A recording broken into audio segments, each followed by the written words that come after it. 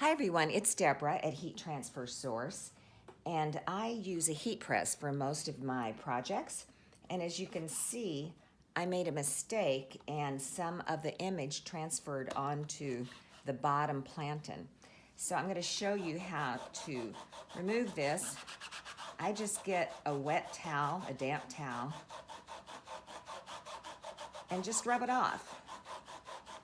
I don't have any soap on it. It's just room temperature, wet, damp towel. And this was some of our no-weed foil that I mistakenly pressed upside down. Happens to all of us. And I'm just cleaning it right off before I start my next project. Perfect.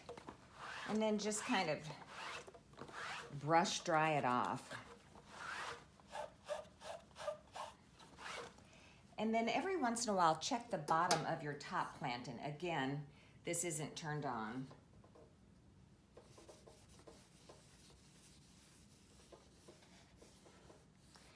And with a moist cloth, just do the same thing. This little heat press, we sell this on our website, and it is a workhorse. So I want to take good care of her.